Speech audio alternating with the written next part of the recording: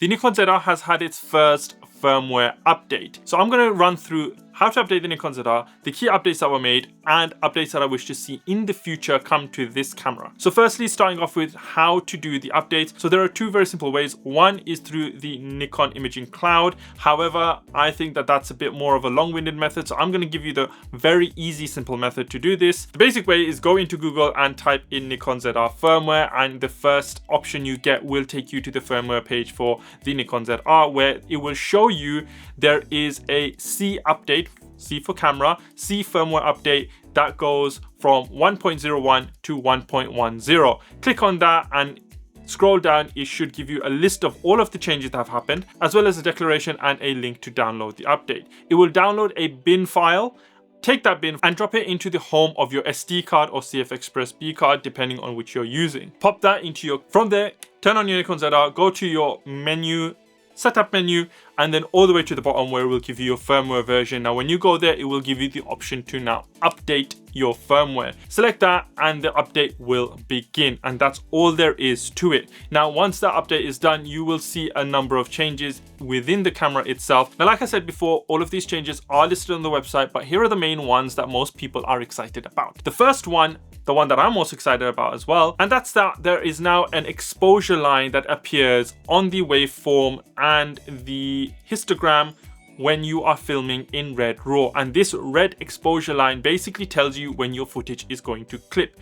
And this is an absolute godsend, because exposing for Red RAW in this camera has been a challenge. Lots of people have gone out of their way to actually develop tools and LUTs to help you expose this camera properly. But now that you've got that red line that appears when the highlights are going to clip in your camera, exposing your footage for those highlights will become that much easier. Now the second most exciting update is that the camera now allows wired timecode sync. Previously, you could only sync timecode via Bluetooth, but now you've got that wired sync through the 3.5mm jack. And this is fantastic for those of you who are using it in more professional environments alongside other cameras and want to be able to sync the timecodes properly to them. And that's fantastic because it makes the camera so much more viable in a professional production setup. The third most exciting update is that they've actually extended the record time in the camera. Not that it was short to begin with, it's not your usual half-an-hour record time that previous cameras would have. This camera had previously in Red RAW 120-minute cutoff, I think. Don't quote me on that, but that's basically now been extended to over 6 hours.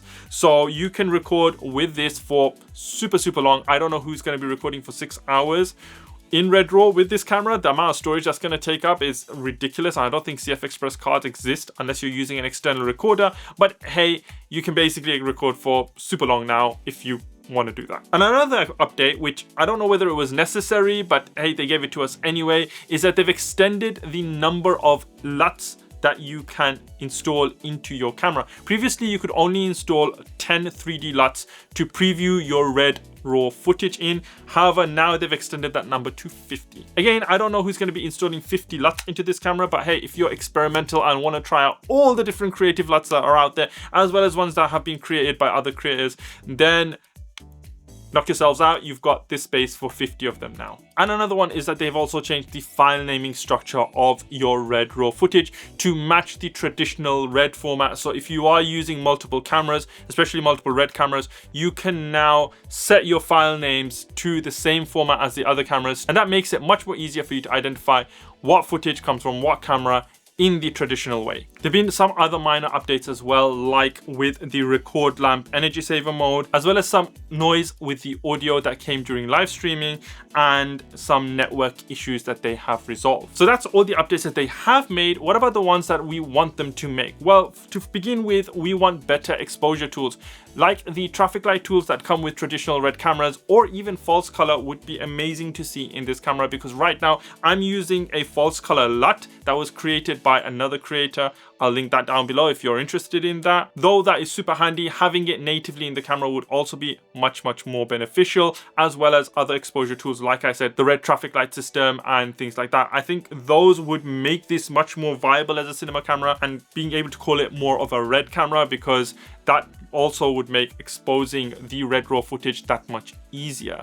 We'd also love to see OpenGate in this camera. And I know that a lot of creators who did speak to Nikon in the early days of this camera's release did report that the Nikon advisors said that it is something that's possible to push through a firmware update. However, when we get that, we don't know. But this camera should definitely be able to do it, having the same sensor type as the Lumix S1 II. So that's just a waiting game. Hopefully Nikon does push something like that through, because that would make it absolutely a beast to use, and that would make a lot of creators like myself very happy, because it would mean reframing from horizontal to vertical would become that much easier. Another thing personally that I would love to see is inbuilt anamorphic de-squeeze. This thing has a fantastic 4-inch screen, a massive 4-inch screen that is one of the key features of this camera. However, not having anamorphic de-squeeze built into it already, given the fact that it's called a cinema camera, is a bit of a problem, especially for those of us who want to use anamorphic lenses with it without utilizing external monitors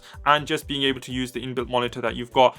Cheaper cameras from other brands are doing it, so definitely something that's possible in the ZR. I really hope that Nikon listen and put something like that in as well, because anamorphic de-squeeze would just basically make this the ultimate run and gun camera for most situations, especially the fact that now there are so many autofocus anamorphic lenses coming out, making accessibility to anamorphic lenses much easier, but also using anamorphic lenses that much easier for those of you who aren't confident with focus pulling like me. Those are just some of the ones that I personally want to see. Of course, there is a longer list, but let me know in the comments below what kind of updates, apart from the ones that I've already mentioned, would you love to see in the Nikon ZR, because it would be really interesting to know from other users what you want to see in the ZR, and if you don't have one yet, what update would want to make you finally pick one up. I hope the video was informative and entertaining to you guys. If you did enjoy the video, then consider hitting that like button, and if you enjoy my content in general, then do subscribe. More of this kind of video coming up. I'm going to try and do as much informative videos of this nature as possible, so make sure you hit that subscribe button and follow along. Until next time, this is Kai24 signing out.